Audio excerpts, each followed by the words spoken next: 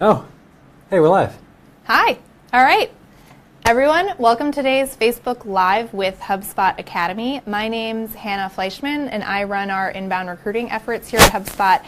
And today we are going to be learning from Barrett King all about Negotiation 101 and how to drive a conversation in the direction that you want. So first of all, HubSpot Academy is the kind of number one HubSpot official resource for learning. So all things inbound marketing and sales, check out their Facebook page, check out HubSpot Academy for free workshops, classes, and resources. Now, talking about negotiation, the reason we're going to learn from Barrett today is because he has a lot of experience both on the sales side and on the people ops side of HubSpot working on negotiation. So in his time here, Barrett's done sales training, he's been a growth consultant, and today he's a senior agency partner manager. So Barrett, do you want to tell us a little bit about why you are the person to tell us about negotiation today? Oh, the no person. pressure. No pressure at all. So thank you, Hannah. I actually have done all of those jobs. That's one of the fun things about working at HubSpot is I get a chance to do a bunch of different things. And so for me, negotiation exists all throughout each of those roles, throughout your lives, right? And so when we started talking about some of the things that I do daily and talking about ideas for a session like this, for a chance for us to share some HubSpot knowledge and experience, realizing that negotiation was more than just a sales tactic, but a way to get that promotion, a way to go ahead and move forward in your career, right, with a next role or a next progression. But also just a way to exist kind of in your daily life, right? So we negotiate out of traffic tickets. We negotiate the kids' bedtime. We do all these different things every day. And so the idea of our conversation today is just to give you a little bit of tactical skills, some things that you can take away to use, whether it be on your next sales call or with your 4-year-old trying to get them to go to sleep at night. And at the same time, make it human, right? So selling has changed, and selling is more human now than it's ever been. And so the idea of our conversation today is to really get involved with how negotiation should be human. So I'm super excited to do this. I really am. And I'm really curious to see where everyone is, right? I know we've got folks dialing in from all over the place. So we'd love to have you comment and jump in and tell us where you're calling in from as a starting point for sure. Yep. And I have two things to add before Barrett's going to jump into his negotiation tactics to share with us. One, you hit the nail on the head about making it more human. And to Barrett's point, let us know where you're watching from and what questions you have. If you're negotiating salary or going after a promotion or looking for a job or it's something in your day-to-day work, let us know what it is so we can make sure we answer those questions. Second important thing is, Barrett, I love your outfit because it looks exactly like mine. Look like stagehands. Yeah. We should be at a play right now. All black, can't go wrong. Oh, cool. So we have people from Brooklyn. We have people from Chattanooga. Do you know where that is? Tennessee. Oh, full of factoids. Very nice. All right. Yep. Well, welcome everyone. Keep letting us know where you're from and let us know your questions and we can get started. So while people are getting involved and tuning in, Barrett, can you tell us kind of the one thing, I know you told us a little bit about what we're going to talk about. Can you tell us kind of the one thing that we should first know about negotiation before we get started? Yeah, so negotiation's interesting. I think a lot of people have a common misconception that it's really difficult, right? So, like if you look at your screen right now, right, one of the things that I think this, for me, is a perfect way to describe negotiating around is that it's not a battle, right? We all think that it's this fight, this war, this battle you have to go through to get to the end game. But with the way that buyers are making decisions now, negotiating is much more of a conversation, and it really should be that. But I know from talking to my colleagues and from talking to new hires when I was a trainer, and just from my own experience, that getting started really can be very difficult. So one of the key things when you think about starting off with a negotiation is just to do that, just to broach the subject and have a conversation about it. To not be afraid to start the dialogue and let it go where it may. And so negotiation really comes down to a couple core things. And so one of the first things we're going to touch on today is the 6 rules of negotiation, right? So at HubSpot, we think about a bunch of different, we'll call them guardrails, if you will, that go into each of these types of conversations. And so I like to start with the 6 rules because it helps just to give, hopefully, the folks at home a little bit of a tactical takeaway. So grab your pen, grab your paper, start typing away in a notepad in the background. But starting right from the top, one of the things to keep in mind when you're negotiating is that the first person to give a number, and I'll come back to this later on, but I call it dropping the anchor.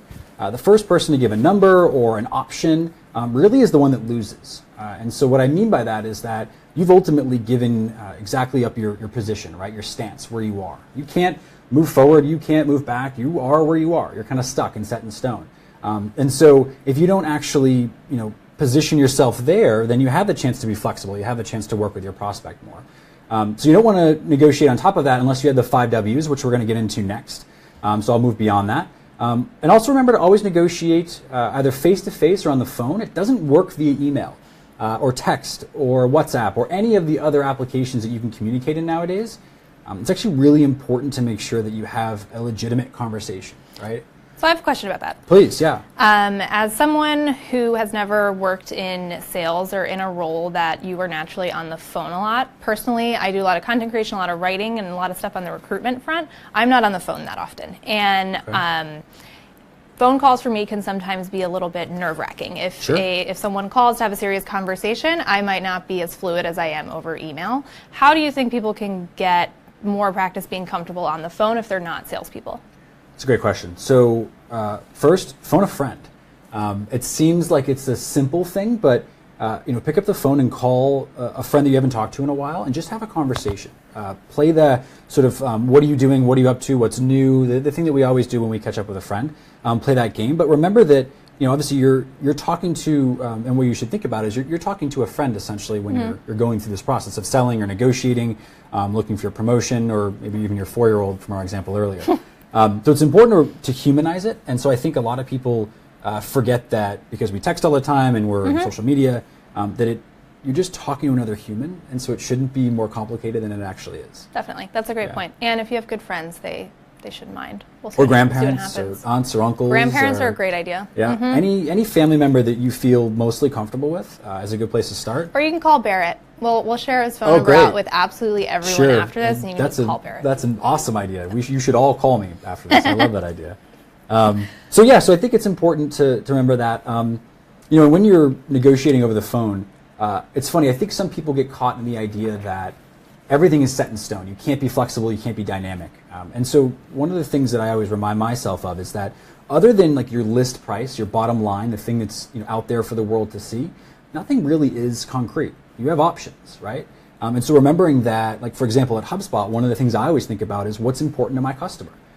Is it the price that really is what we're negotiating over? Is that really what they're focused on? Or is it timeline? Is it the fact that they haven't seen enough value in how this can solve their challenge or overcome their hurdle, and that really is the education gap more so than actually negotiating that we're missing out on. That's kind of our number 4, give or take. And I think number 5 is to be really smart about closing this thing down, not leaving it open-ended. You want to make sure that when you're talking to somebody and you're officially negotiating price or terms or again, bedtime, we'll keep coming back to that. You want to make sure that you don't leave it open-ended. And the reason for that is when you have that wiggle room, that room for error, when you say, we'll pick this back up tomorrow, when you say, go think about it and come back to me, with nothing set in stone, the end result can be really difficult to get to. And what happens is that goalpost keeps moving. And so if you don't actually have something definitive, a timeline to have the next conversation or next steps, then if it keeps moving, you'll never catch up to it. And so I think finally the important thing throughout this entire process to remember is that it should be a one-to-one conversation. It shouldn't be 10 people in a room or 5 people on the other end and trying to figure out who's really running the dialogue. Now I recognize that there are a bunch of different circumstances where you may have other folks in the room, whether it be in person or over the phone. But remembering that it's a one-to-one communication will help to mitigate the multiple voices. And I'm sure we've all been there, right? We think about going to like a party or a crowded dinner or a restaurant, and it's loud and it's noisy and it can be really distracting. Well, the same thing happens when people are making decisions. So it's important to narrow it down to that one person who's going to ultimately be your point of contact and have that real conversation. Sure. I have a question about kind of number 5 and not leaving things open-ended. So what are phrases or expressions, if you have any, that are in like your toolkit of how to end a conversation? So I think some people default to things like, okay, I'll wait to hear from you, or we'll circle back on this later. What are things that are definitive ways to end it that are kind of comfortable things to say? Sure. So that's a great question as well. I think one of the things that I always go back to that works well for me, and I've seen a lot of my colleagues use it, is thinking about, it's called trial close, and we're going to talk about this today as well, but essentially asking for the sale. So look, what are the things, for example, right? So Hannah, what are the things that are keeping you right now from making this a yes? And folks often get uncomfortable and they say, well, we're not sure yet. We need to talk about it. And great. So let's just assume for a second that you are going to go talk about this, and the answer is yes. When do you want to get started? And when are you ready to get moving with our product or our service, or go to bed? And so I think what's important about that, and what we find, is that when individuals have at least a definitive next step, if nothing else, you're not stuck with that gray area. You're not left open-ended in that sense. And so I like the idea of, so when you see this result, or when we can show you the value, when does it make sense for you to get started, or when are you ready to take this next step? Okay, great. That's helpful. And again, if you're just joining us now, if you have comments throughout about anything that Barrett mentions or examples you want to see more of, let us know in the comments, and we will answer those directly from the king himself. Oh, wow. That's just so much. Okay, cool. So with that in mind, we're going to keep moving. So we're going to dig into, just for a second here, the 5 W's. And here's the reason for that. We've heard or seen probably a graphic like this phrase before. We all know the who, what, where, when, and why. But when you're negotiating, when you're thinking about trying to close a prospect into that next stage of your sales process, negotiate your next raise, your next promotion, what's important about the 5 W's is bringing them all together. And so understanding that we need to know who's actually the decision maker, who's in charge, who's the person that's going to answer this question for us. And what are their objections? What are the reasons that they may not go forward? Or more importantly, what are they trying to buy? Or what service are they trying to bring on board? Where are they actually making this decision from? Is it that individual you're speaking to, or are there other people involved? Is there a VP of finance you haven't heard of yet? Those are always fun. The surprise person at the end. I've got a partner I didn't know about, or a colleague that wasn't brought in earlier. So to avoid that being a surprise, how do you find that out up front? I love that question too. So I like to just invite everybody to the party, right? In the sense that I say, look, so who else can benefit from this conversation? Or who else might see value or add value to our next call? And I set the expectation that our conversation is going to be that. It's a conversation. Yep. It's a dialogue. It's not a negotiation so much as it is us figuring out the best solution for you. Got it. And I think what works really well with that is then they know that, and it's the next W here, the when comes into play, right? And so when being that you want to get started tomorrow, right? You want to close your deal or get your promotion, but they may not have that same timeline. Definitely. They may not be there yet. Yeah. Right? So on the when front, so Bobby just asked a question on Facebook Live, which is a good one, related to kind of when and how to drop the anchor, as you mentioned before, without it feeling forced. So for Bobby, what's a good way to get someone to drop the anchor without making it feel too forced or heavy-handed? I like it. Yeah. So I love that question. Thanks, Bobby. I think one of the things you're going to find out that works really well, and this is hard, it's really not easy to do, is the power of silence. Now, I won't do it to you here, but it's the power of silence, right? And it's, Hannah got nervous for a second. No, I didn't. It's being really quiet. It's being really quiet, right? So don't try it with your significant other, but try it with a friend or a relative that's really patient. But ask a question and then stop.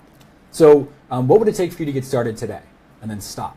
And hit mute on your phone if you have to. Or take the microphone away, or put the phone down if you have to. Whatever it takes to allow for that uncomfortability to develop, right?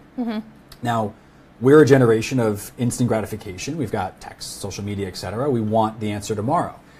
So if you're negotiating with someone in the, let's say, millennial generation, you're going to find that your answer comes pretty quickly, typically. As you start to go before or after that, it does change, right? The dynamic changes because those folks grew up with a different way of interacting, a different way of communicating. Sure. But Bobby, my suggestion is to always go back to the power of silence and remember that when you ask that question, and if you can be the stronger person, if you can raise up and rise above it, you're going to be able to have them drop their anchor. You're going to have them put their foot down, and then you have the ability to have a true conversation from there. Cool. Yeah. Absolutely. And David just asked a really good question, which is also one that was on my mind. I think we've all been in the situation where you are, specifically with job offers, you are asked to give your salary expectation, for example, over the phone. You had mentioned the first person who gives a number automatically loses. So Sure. What if you're asked on the spot, what's your budget? What are you expecting to spend on this? Or what's your salary expectation? How would you handle that? Yeah, so prospects do that all the time. That's a really awesome question, David. So here's the way that I think about that. A range is okay. We recognize that for some companies, a pricing conversation is very transparent. They have, like HubSpot does, a pricing page, and you can see what all of our software costs, and it's pretty transparent like that. For others, it's less so. But what's important to keep in mind is that as you go throughout that process, right, being ultimately transparent about the range, but not necessarily locking it down to, but we'll get you to where you need to be, and then here's where you need to be without knowing. So let me clarify that, right? So HubSpot's pricing is between $200 and $2,400 in a monthly sense, right? My response when prospects ask me, which is the honest truth, is I don't know where you land. I know that a majority of our customers land somewhere below half of that, somewhere around $800 to $1,000 a month in their spend, because that's the results that they need, so they invest that kind of money. And so as we go throughout our conversation, Mr. or Mrs. Prospect, we'll figure out the best fit for you. And so I just commit to better understanding your challenges and prescribing the right solution. And so now I've answered their question, I've made them feel comfortable, but I haven't necessarily said, it's $1,000 a month, but don't worry, we'll work out a deal for you. Because then I'm dropping my anchor and I'm showing my hand. True, definitely. And specifically to salary expectations, working with recruiters a lot, as we both have, it's not a best practice for companies to ask, what are you making now? I think it's fair to shift that question if that is being asked to, I'd actually prefer to tell you my expectations for the role. You don't have to tell a company what you're making now, if that helps. Yeah, that's awesome. I'm glad you brought that up as well. Because I think and it's really the last of the W's is the why, right? Why are you looking to make a change in your role? Why are you looking to adjust the way that your business has a strategy in terms of your marketing approach to go to market, or your sales strategy, or whatever it may be? Because understanding the why really is the difference between you just talking about a number, but then actually taking that context and connecting it to value, right? And so ultimately, when you can get that why, then that context and value come together, and your actual conversation is a dialogue and less of a back and forth or an argument, if you will. And so in continuing from there, one of the things that's really important is setting the tone, right? So I know we had some folks asking about like the good cop, bad cop kind of strategy, and that does work sometimes, but it depends on the tone that you're setting with that person, right? So for example, I have a colleague who often negotiates some pretty large deals. And when he does that, he needs to go to finance. He needs to have approval to work through the different moving parts of that deal. And so it's not necessarily good cop, bad cop in the sense that it's forced, but it's the reality. Your voice matters. And so what he often does is he says, look, I'll go on your behalf. I'll make a business case and we'll figure out how to make it work. I have another colleague, she's a little bit different. She doesn't have to sell those larger deals because a lot of the clients she works with are our mid-market clients. And so she advocates for them. Her voice is essentially speaking to the tone of that this is not going to be a good cop, bad cop. This is just the reality. We're going to figure out the best solution for you. We're going to meet that need. And in order to meet that need, you're going to need to invest this amount of money. And so it takes a lot of that ambiguity and that sort of gray area off the table. And I think folks nowadays feel really comfortable with the idea of a little bit less good cop, bad cop. And that's not always, it's dependent on your industry, I should say. It's not always the case. But a little bit less good cop, bad cop, and a little bit more of just transparency and honesty, because that's the way that we all buy and sell nowadays. Definitely. Yeah. So thinking about tone and thinking about how to leverage it, really it's not just about like what you say so much as how you say it. And it's important to remember that as you go throughout really any dialogue or any conversation. So when we speak to other people, they read our voices, right? You're reading my voice right now. Do I sound like a friendly person? Yes, and authoritative. Oh, authoritative. This is my teaching voice. It comes on sometimes. This is Barrett's teaching voice for all my friends or family or whoever's watching this. Probably the only people watching, but that's okay. Then when you think about that conversation and they're reading your vocal tone, your body language if you're in person, it's important to pay attention, right? So when you think about as you're negotiating, you want to make sure that the folks, as they read you, are receiving the actual message you're trying to convey. So what I mean by that is a comfortability or perhaps a offensive tone, because you need to be a little bit pushy and say you can't give that discount or offer a different set of terms. Or perhaps the opposite. You're very casual and comfortable because you've got room to work and it can meet the client needs. So that tone's important because people really ultimately make decisions based on emotion. That's just human nature, right? We're all emotional people, but they actually justify those decisions based on logic. And so at the end of the day, what they're doing is they're reading your tone and they're trying to understand your body language, because all of that, when it's put together, is that logic. It's justified by what they're seeing, because we're humans, we have senses, and our senses are telling us that the way Barrett's speaking is in his teacher voice versus his friend voice, and so I should maybe pay attention versus when I'm not. Sure. What happens when, say, for example, so we just got a question related to giving a discount on a product, for example. Does that make a sales rep look weak or put them in a weaker position? So what if Your body language, your tone, everything is direct, authoritative, and you're on the same page, you're being transparent. But what if you get a question or ask for a discount that you're really not sure if you can make happen? How do you keep that tone when you're really not sure? Sure, that's a great question too. So I think what I would say first and foremost is sell like a human, right? So people don't want to be sold to anymore, right? Because as we know, the way that people have made decisions has begun to shift, and then even more so now because of the amount of information that's out there, they may have the answer to the question before they ask it. They're looking for confirmation from you. So when you think about the idea of discounting up front or feeling weak or being seen as weak because of that, in my own personal experience, I like to talk about discounts in the sense that it's really not an option because it's not really what we're here to talk about. We're here to talk about solving your challenge or overcoming that hurdle or helping you accomplish that next goal. And so if the client sees the value in what you're providing in terms of the solution or the opportunity or whatever it may be, then the discount word, if you will, and that whole dialogue really shouldn't come up much. You may have terms conversations just based on financial needs. So we need to pay quarterly or we can't pay on a yearly cadence because our business doesn't work that way. And those are the things that you can work really well with. Typically, a finance or a managerial approval process is a bit more flexible when it comes to that. But at the hard line at the end of the day, when it comes to a number, you have to decide going into that conversation what's important to you. Is it meeting the client needs, and do you have room to work if you need to? And so my advice would be don't offer that up front, but recognize that you may need to be flexible and you may need to work within a very specific set of guidelines for that customer. But with that in mind, if you're not a discount person, if you're not able to discount, be honest about that. Tell them the truth. Just to tell you where we're at right now, I know you asked for a discount. Before I respond to that, why do you need it? What's important to you about that? What does a discount do for your business? And then you have context, because I've listened, and I understand what's important to them, and then I can tell them the truth, which is, I'd love to help you with that, but I ultimately can't. Definitely. So I have a question. What's something do you have a personal experience or anecdote from a negotiation mistake you've made? Like thinking about those 6 rules, thinking about tone, all that kind of stuff.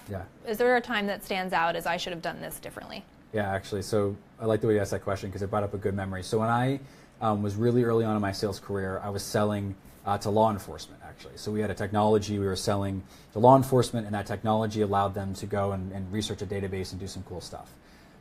So with that in mind, it's a little intimidating to call up like the state police barracks in your neighborhood and ask them for money, right?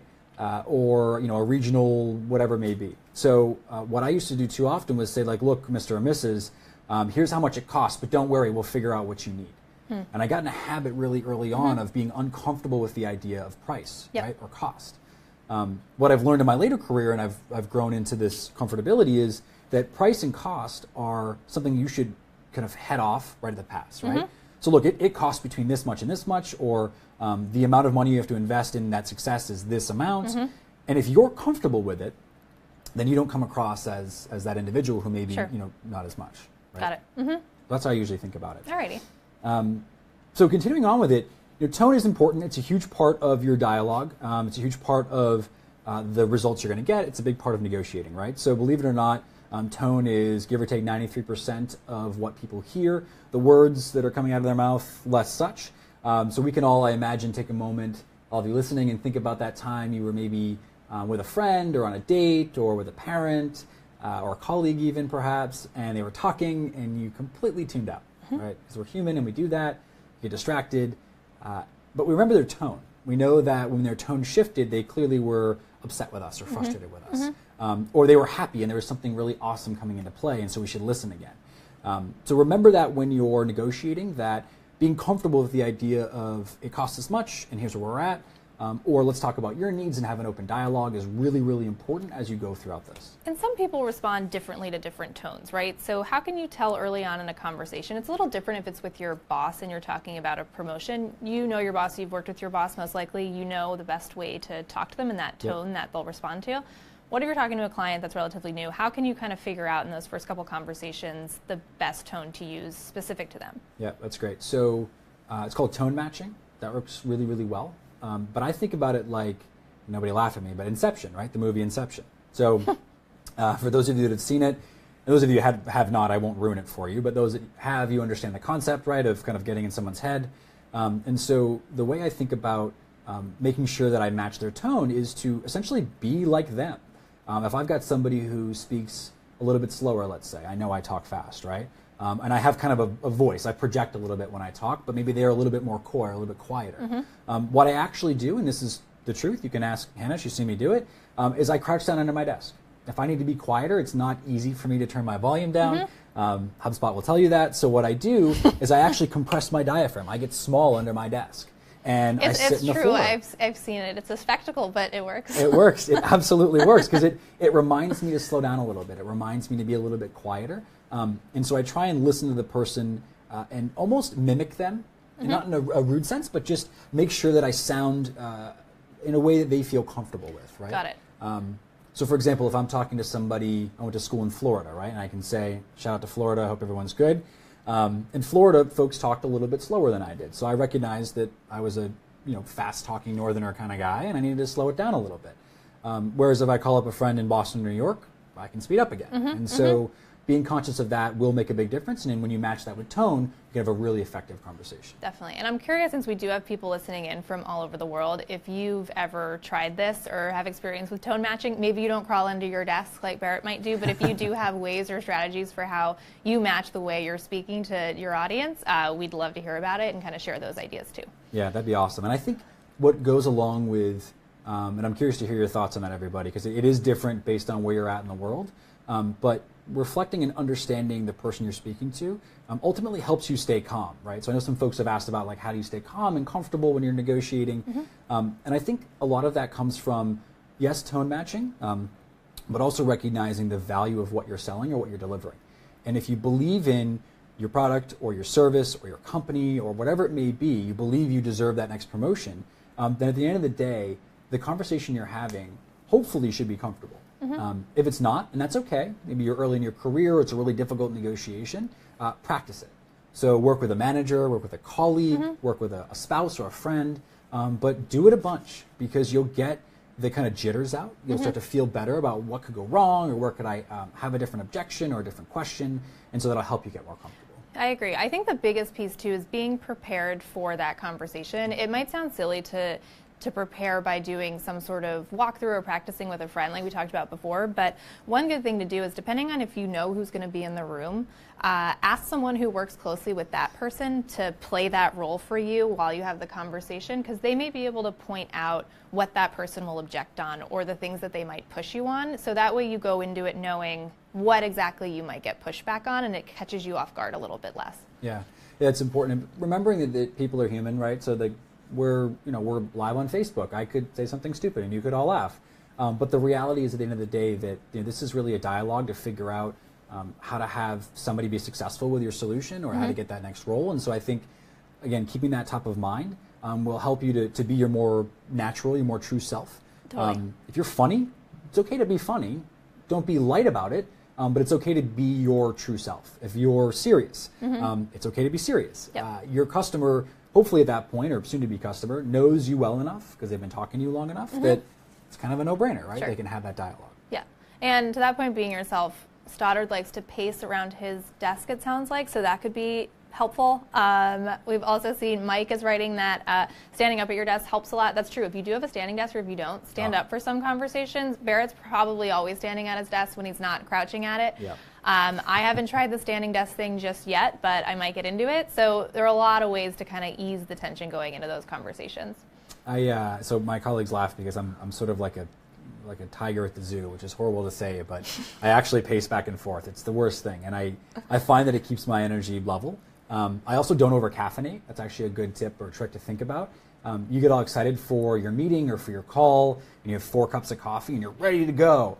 And then you explode with energy, and they're super overwhelmed by it.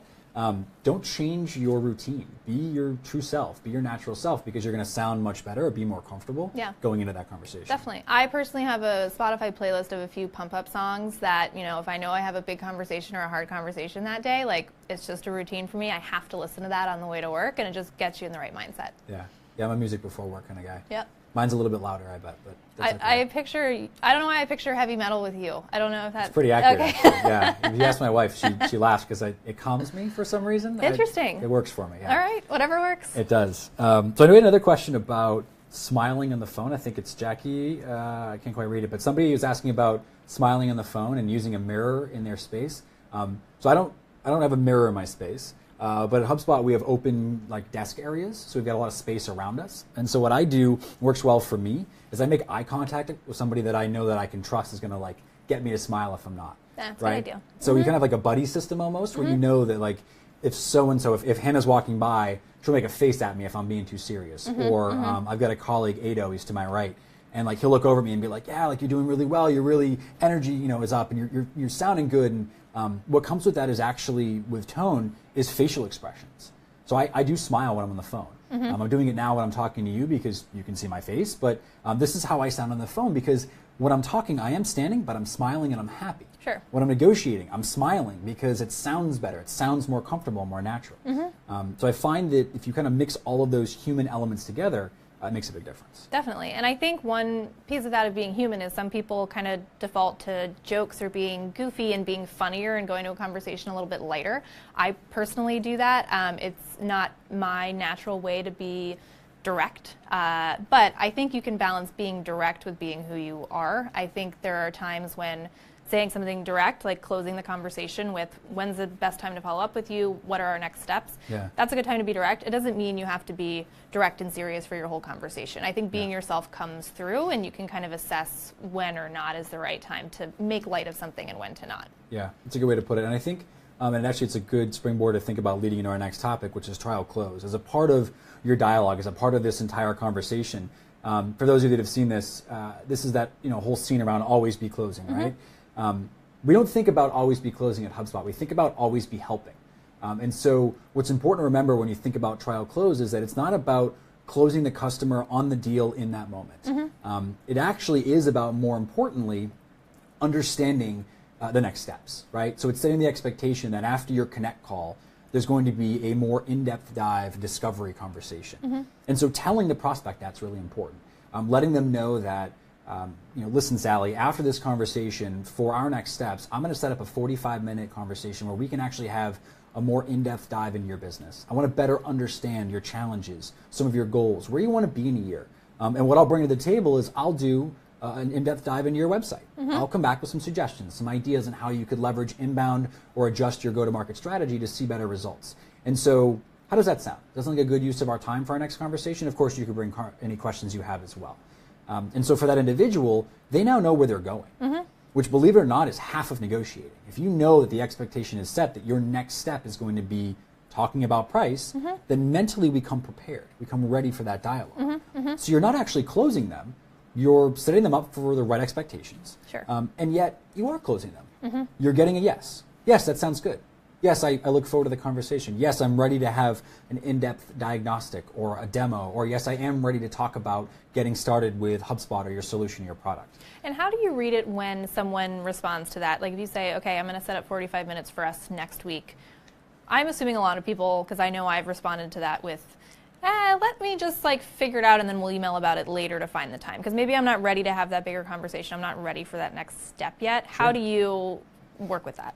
Yeah, so you're like the ideal objection, right? Yep. We all have it. We all have a Hannah in our lives, and we're selling, and we're trying to, get our promotion, et cetera.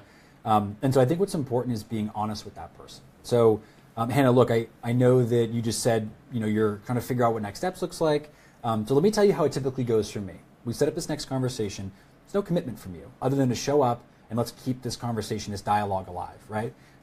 What I want to make sure I do, though, is ensure that you get your questions answered. And so what I often find when I work with other customers is that they will step away and their team will ask questions of them, or they'll do some research and then maybe get stuck somewhere. I want to be that resource for you. I want to answer those questions. I want to provide those answers, and I want to help you as you go throughout this decision-making process. I'll tell you candidly, at the end of the day, I can't sell you anything unless I know that it's the right solution for you. So if you're open to it, I want to consult you throughout this process, and if it makes sense at the end, then I'll make the tool, solution, whatever it may be, accessible to you. Sure. Would that make you feel better if somebody had done that? Definitely. I think it's important to outline how exactly you'll spend that time. I think people's time is very valuable. And when you hear, we're going to spend the next hour with you next week talking about whatever, you want to know exactly what you're going to get out of that. So I think that's important. Yeah, I'm glad you said it that way. So I try and this is where I encourage people to bring, kind of like phone a friend, right? Bring colleagues. I'm curious if anyone, while we're talking about this, has any tactics or techniques or questions around trial close that you've seen work or you want to know if will work. We're super open to it. I'd love to hear it in the comments. But I think what I find is that expectation setting combined with, let's bring everybody. Let's not have 5 conversations that are of the same. Let's have your entire team join, or 5, of your colleagues or your boss or whatever it may be. Yeah. And we should touch on that actually for a second. When you think about the boss joining, right? That B word, it's so terrifying.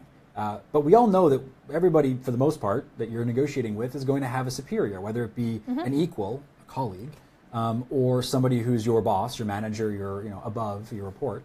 And so what's important to remember is that can be intimidating for them. Sure. Hannah, can you bring your, who else do you want to bring? Would you want to bring, Katie Burke, right? Who I believe is your, there you go, manager. She's our chief people officer. I got it right. There we go. She's amazing. So, Katie, Hannah, do you want to bring Katie to the next conversation? And that might be intimidating for Hannah. She's not really sure if that's the right decision because she doesn't know what I'm going to talk about. I'm a third party. I'm a variable, right? But if I say, look, I want to talk to her about how you can leverage this to be better and you can benefit from this. Yeah. And it kind of makes you look good to her. Definitely. Right? I had a really great experience actually just last week with a vendor talking to them about this specific conversation, and I really liked the way she approached it. The salesperson I was working with on their side said to me, what objections do you think they will have, and how can I help you answer them ahead of time? So it made me feel better looping my manager, my superior in, because I knew I wasn't going to waste their time with questions I could have answered beforehand. So I think that was a really helpful tactic in getting me from kind of a little skeptical to on board. Yeah. Yeah, and I'm glad you thought about it that way too. One of the things that I find that works well throughout this process, right, as you go throughout negotiating and bringing folks in, is checking the temperature. Because it tells you where you're at in your sales process. It tells you, or gives you insight rather, into where your prospect is at, or your colleague if you're going for that raise or whatever it may be. So you should constantly be taking that person's temperature. How do you feel, right? What do you think so far? Or really trying to determine if they're warm, if they're hot, if they're cold, they really are resistant to what's going on. You're trying to uncover what they're thinking, right? That's not easy. So we can't just snap our fingers and know the answers to a question or what somebody's thinking. So we have to ask. So we have to ask them, how they feel about what we've discussed so far, or what their thoughts are on the solution. Do they believe it's going to work for them? So what's important is to actually ask for that sale, right? And understand that you can't read their mind. You can't necessarily kind of figure out where they're going to go. So if you're transparent in that dialogue, and if you set the expectation that this is a next step, and here's what we're going to do, and here's why we're going to do it, and here's the process I run with my other clients, and they've seen great results, and you will too. Then naturally you're feeding that human curiosity of like what's to come. Yep. Yeah. Sure. So I'm curious. Anyone have any questions so far on how we're thinking about trial close, how we're thinking about just negotiation in general? I'd love to hear. Again, any thoughts you have, questions, comments. We're super open to it here. Yep. And as we go throughout, asking these questions of our prospects. The one other thing that I want to drop in here that's really vital to being successful when negotiating, and it's true to sales, it's true to human interaction, is active listening, right? So as a sales trainer, I talked about it a lot. As a human being, I think about it a lot. Active listening, the way I describe it, is the act of listening, but with the intent to understand, right? That's very tweetable. Ooh, you could tweet that. Might be long, but if I could, I would. Active listening, yeah, that might work. Yeah. Someone should tweet that. Tweet at me, at Ways to Grow. That's your handle? Yeah. Oh my God. That's a good one, right? At Ways to Grow. Yeah, it's good. So remember how important that is, right? Active listening is, and we all struggle with this. We're all human beings, right? It's not just listening and kind of listening. It's your intent. You're trying to understand what that person's saying. And when you don't know, you ask. Tell me more about that. Help me understand. Can you please better, explain that to me, or just flat out, I didn't hear what you said, and that's okay, because that part of the communication, that dialogue, is so vital to the success of the way that the entire negotiation, let alone closing process, and actually a happy customer is going to play out. Absolutely, for sure. So getting into our next piece here, what I think a lot about is constructive tension. That is not easy. So really, there's two things that motivate people to change quickly. You should all write this down, save it, keep it in your back pocket. This is psychology. There's no ifs, ands, or buts about it. It's fear of failure or excitement to succeed. If you take a second and you let that kind of soak in and digest, the last time you were really excited to succeed, the last time you were really nervous about failure, those are the times when you are most vulnerable, but also have the most potential to grow. Now, what's important to remember is that you can actually influence your prospect. And that's a positive thing. I don't want you to think negatively about it. You can influence your prospect by building urgency, right? And the way you build urgency is taking the time to learn about them, taking the time to understand what's important to them, and to understand what that fear of failure or excitement to succeed ultimately looks like, right? Because what we're looking at here is we want to understand their lens of interpretation, like this guy right here, right? I want to know what this gentleman is thinking.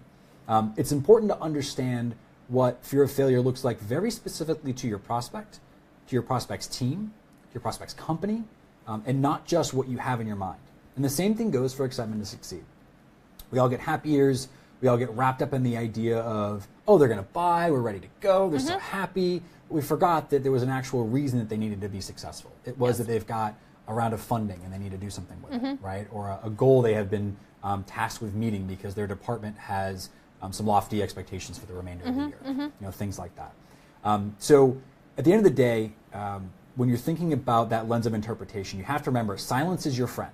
I've said it a bunch today. It's really difficult to do. I talk for a living. I get it. But silence is your friend. And so if you can find a way to inject those moments of silence, those times when Hannah asks you a question, she's the prospect, and you go, great.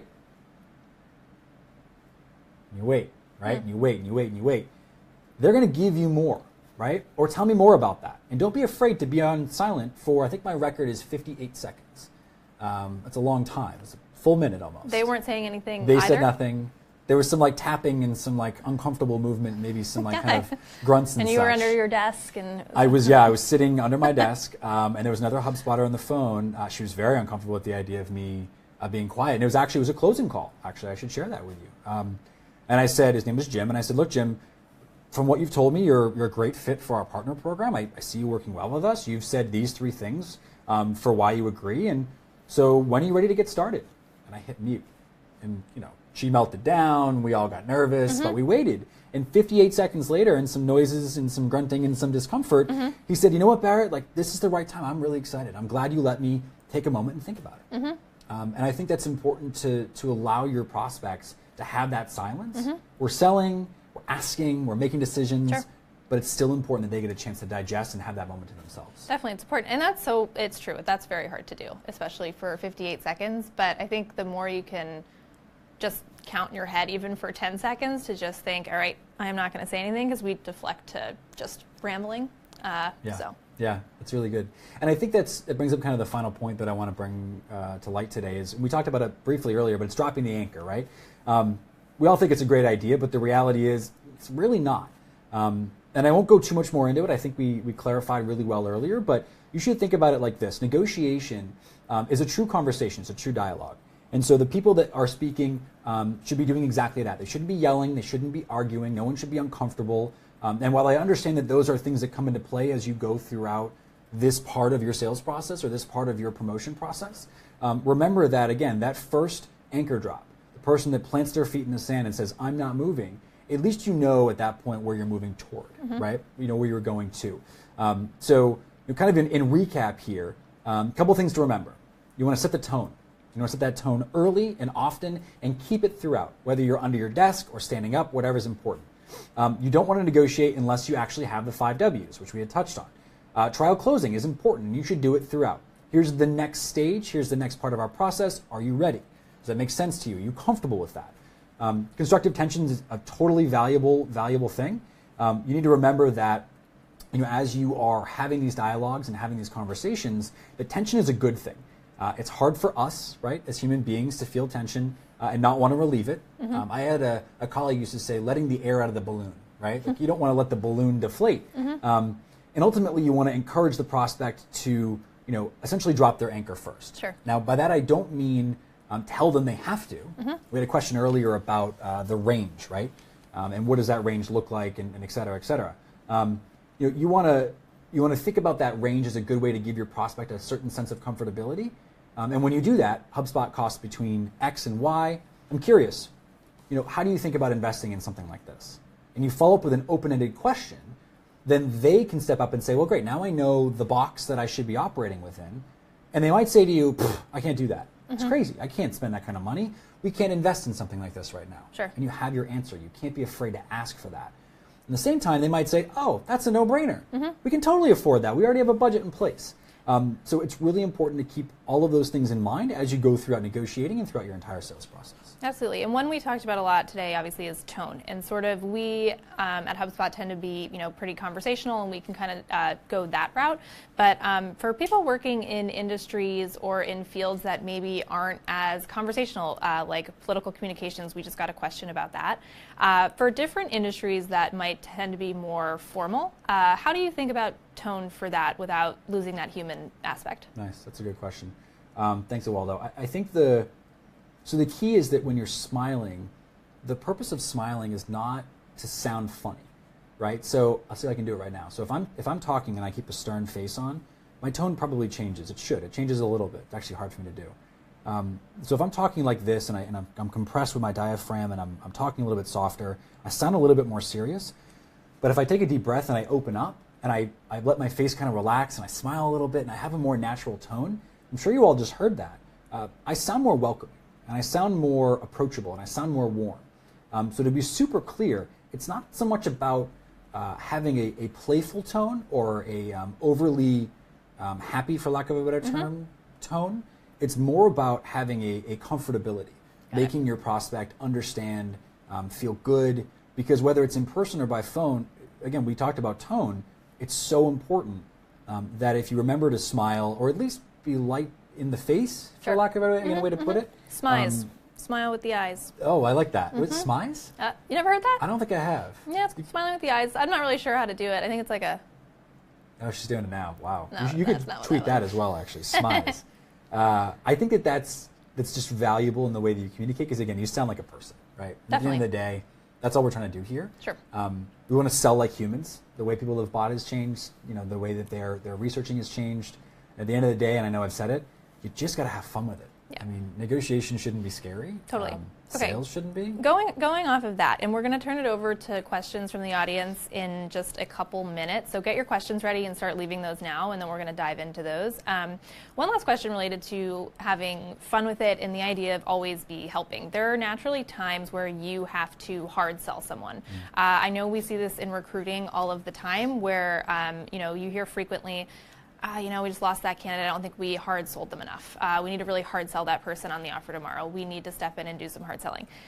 How does that work with the always be helping idea? They feel like a little bit of a conflict, and that changes the conversation a little. Do you have thoughts on how to be helpful, but sometimes you do have to hard sell? If you have competing job offers, things like that, how do you hard sell someone in a helpful way? Yeah, that's a really cool question. So I still actually believe that always be helping is the mentality.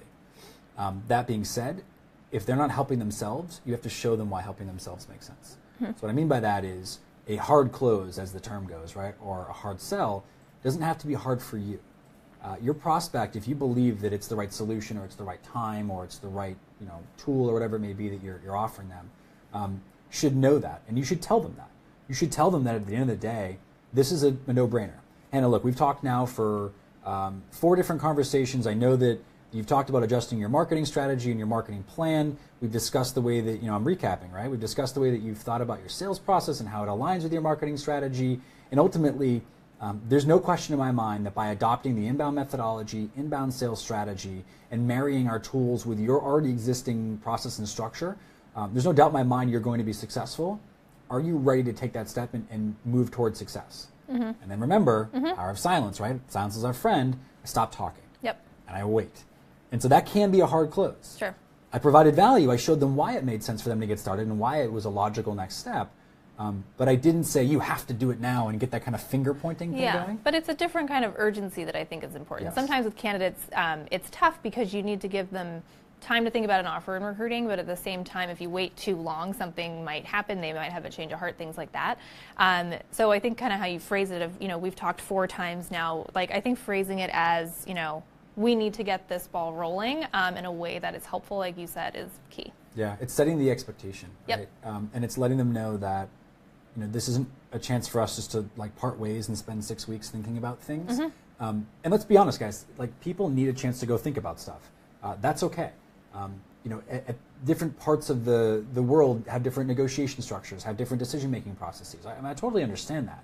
What's important to remember is that understanding your buyer's needs, your prospect's needs, is the key to all of this, right?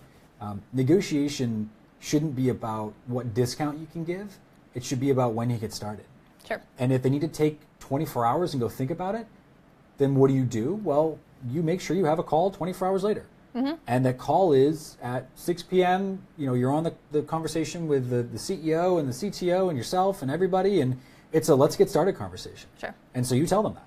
We're going to call at 4 o'clock tomorrow to get you started. Mm-hmm. Come ready to get started. And you're saying it over and over again, and they're saying, yep, we're ready to go. Mm-hmm. And now you're set up for success. And then they're ready to get started. Yep. Cool. Exactly. All right, everyone, we're turning it over to questions now. We got a couple good ones coming in, so keep commenting with your questions for Barrett.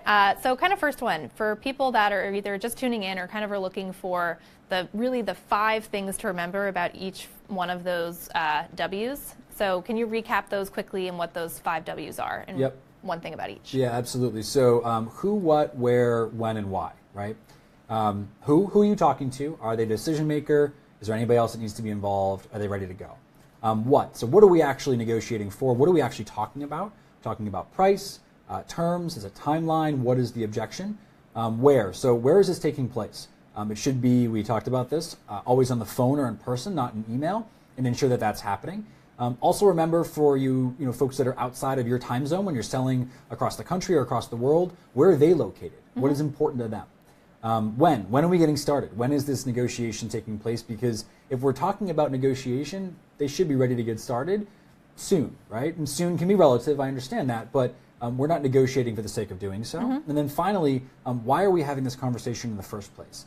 The way I think about why is that, if we're negotiating, again, it's because we're getting started. So why are we negotiating? Why are we not just talking about starting next Tuesday kind of thing? Mm-hmm, mm-hmm. And so understanding why the negotiation is important to them and why they're asking the questions they are is equally valuable. Sure.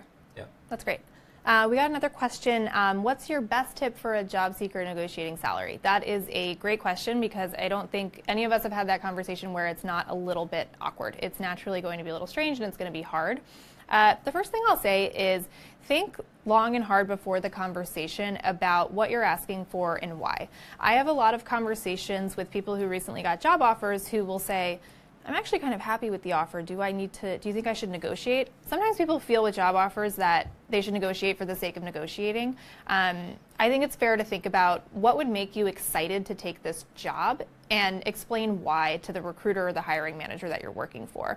At the end of the day, companies and employers, it's not that they don't want to get you to the place where you need to be successful and to be happy in the role. It's not about that. Oftentimes it comes down to budget and it comes down to what happens on this side so that we can make the offer that makes you happy. I would say tips would be talk to them about why you need what you're looking for. It might be related to what you're making now, what you expected in your next role. It could be things related to, commute or expectations to work from home, things like that.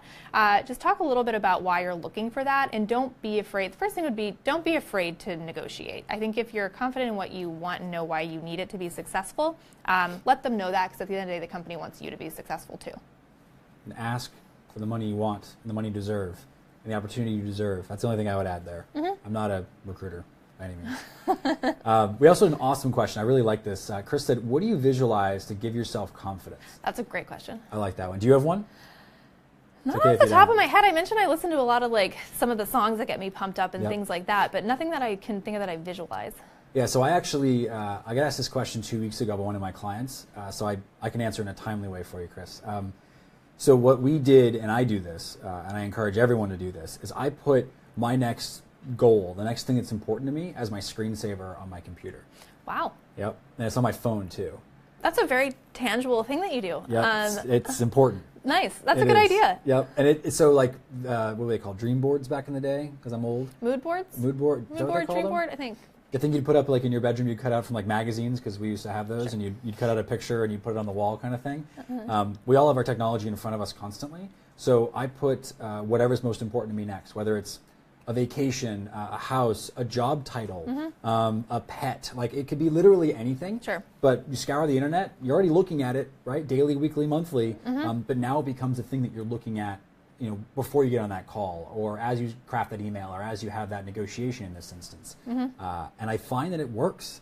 I was able to buy a house, give my wife and I a beautiful wedding, buy a boat, take vacations, like all of these things. I'm not exaggerating. It works. And I work hard for them, but I know what I'm working for every day because it's directly in front of me, and that makes a huge difference. I agree. I like to visualize what it will feel and look like for my career if that conversation goes well. Yep. So I think picturing the outcome and not just, oh, I got the salary I wanted, or I got I closed the deal that I wanted, but how am I going to feel if this goes well? You're going to feel even more confident to keep doing those things, and I think that fuels me a lot of the time. I think it's the, what does it do for me? It's not what am I buying. Sure. Like I gave you all some examples of things that I've purchased, but I married my dream girl. She's amazing. I love you. Had a great house. We love it. We have a dog and the white picket fence and the whole thing. I bought a boat because I love being on the water and I grew up on it. And I think that it's important to make those goals and those expectations you're setting for yourself realistic to the things that are most important to you. Sure. Yeah, for sure. Great questions. All right, we got one more question coming in. Any advice on managing candidates' expectations? It's probably from a hiring manager or someone who's hiring for their team. Sometimes people expect an unreasonable increase. How do you bring them to a more reasonable level? That's a great question, and truthfully, that's always going to be a hard conversation because there will be times when you have a candidate who is legitimate at a different salary level than it's possible for you to offer. Yeah. That's a hard conversation to have with them.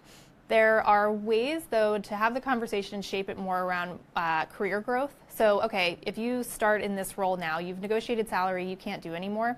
Starting in this role now, this is what progression and growth looks like, and kind of help them with a time frame. You don't want to set false expectations of everyone here gets promoted within a year. That will set the wrong expectation. But it's fair to say, people who have joined at this level have moved up this fast in the past by outperforming in their role or being super results driven here. It's fair to say that moving up and growing at the company really quickly is possible if they do X, Y, or Z. I think that can help. The other piece is, what other things can you offer candidates that aren't salary related? So do you have benefits or flexibility or things at your company? Can they work from home 2 days a week if they live far away? Can there be things like that where it's less about salary but is actually a huge value add to their life? Try to think about it in ways like that and what's important to them. This is a great question. I like that. It is. A lot of good questions. I think we're coming to the end of our dialogue. We maybe have time for like a short one more question. We got 2 or 3 minutes left that come up.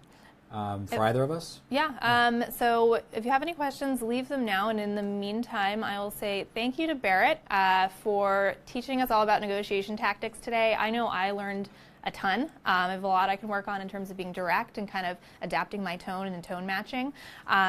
Thank you, everyone who tuned in. I know you tuned in from all over the world, probably on different time zones. Thanks for listening. We hope you learned something. And keep checking out HubSpot Academy for kind of future Facebook Live classes like this one. Nice. And this is a really great last question to end on, and I will let you take it because it's a good one. I like that. What has been the toughest negotiation you've encountered in your career?